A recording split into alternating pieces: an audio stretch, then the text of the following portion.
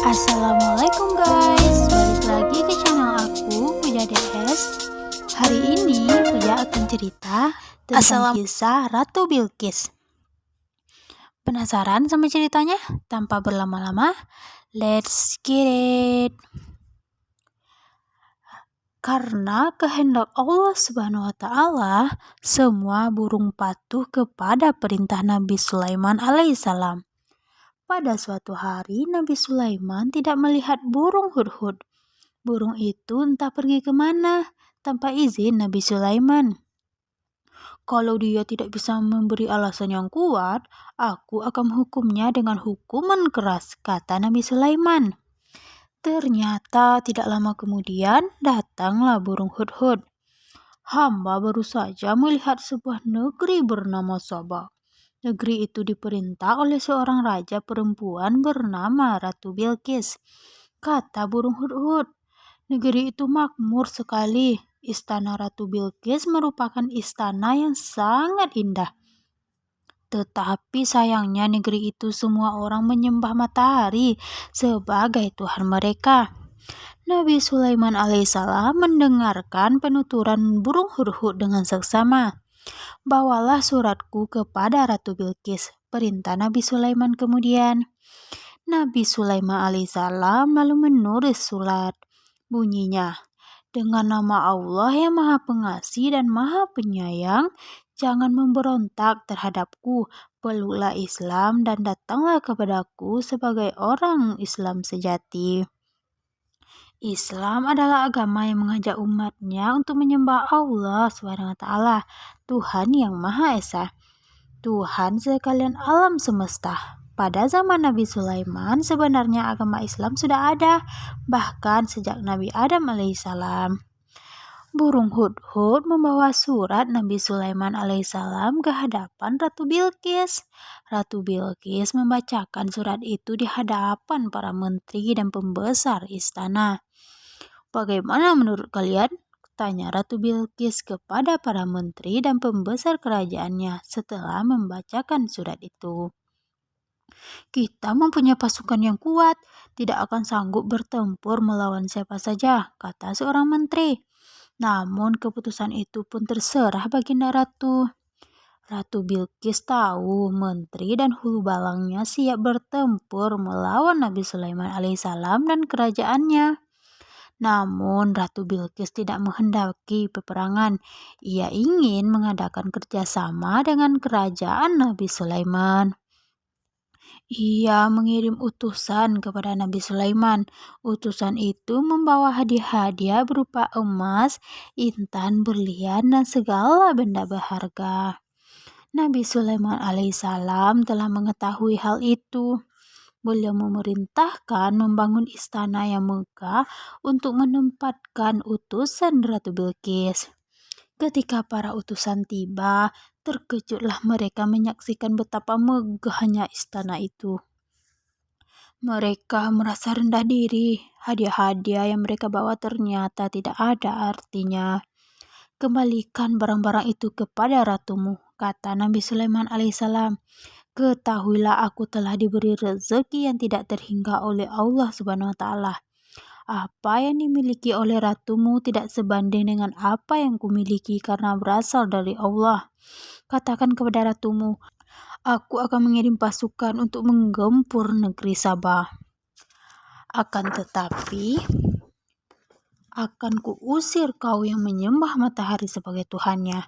Para utusan segera pulang ke negeri Sabah. Mereka melaporkan apa yang mereka lihat dan dengar kepada Ratu Bilqis. Jadi semua milikku yang luar biasa ini tidak ada artinya dibandingkan milik Nabi Sulaiman, kata Ratu Bilqis. Betul tuanku, Nabi Sulaiman mengatakan semua itu dari Allah Subhanahu wa Ta'ala. Ratu Bilqis termanggu-manggu. Ia menyembah matahari sebagai Tuhannya, sedangkan Nabi Sulaiman alaihissalam menyembah Allah. Selama ini Ratu Bilqis menyangka tentaranya yang paling kuat. Tetapi tentara Nabi Sulaiman terdiri dari manusia dan jin yang jumlahnya banyak sekali. Jika mereka datang menyerbu, tentu dengan mudah bisa mengalahkan tentara Sabak. Kita harus segera menghadap Nabi Sulaiman sebelum beliau mengirimkan tentara untuk menyerang, kata Ratu Bilqis. Matahari yang kita sembah ternyata bukan Tuhan yang Maha Kuat. Ratu Bilqis sadar ia dan rakyatnya keliru menyembah matahari. Kemudian Nabi Sulaiman alaihissalam bersama bala tentaranya terdiri dari manusia dan jin. Hari itu Nabi Sulaiman mengetahui bahwa Ratu Bilqis dari negeri Saba akan datang. Siapa ya di antara kalian yang bisa memindahkan istana Ratu Bilqis ke sini sebelum Ratu Bilqis tiba? Tanya Nabi Sulaiman.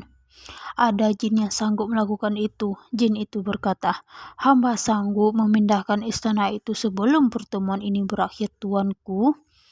Hebat sekali kalau begitu. Tetapi ada seorang ulu balang dari golongan manusia menyahut, dengan perkenan Allah Subhanahu wa taala hamba sanggup melakukannya dalam sekejap mata, tuanku.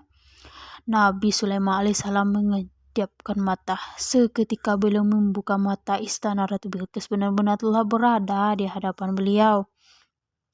Ini adalah salah satu karunia Allah, kata Nabi Sulaiman. Allah menguji apakah kita masih bisa bersyukur terhadap karunia-Nya atau tidak. Jika kita tidak bersyukur, berarti kita menjadi sombong. Allah membenci makhluk yang sombong. Nabi Sulaiman alaihissalam lalu memerintahkan supaya istana Ratu Bilqis diubah, diberi hiasan-hiasan yang indah sehingga menjadi lebih megah daripada aslinya. Tidak lama kemudian datanglah Ratu Bilqis dan hulu balangnya. Ratu Bilqis terkejut melihat istananya berada di negeri Nabi Sulaiman. Apakah istana Anda seperti ini? Tanya Nabi Sulaiman alaihissalam. Tampaknya iya, persis sekali. Tetapi yang ini lebih megah dan lebih indah. Bagaimana istana ini bisa berada di sini?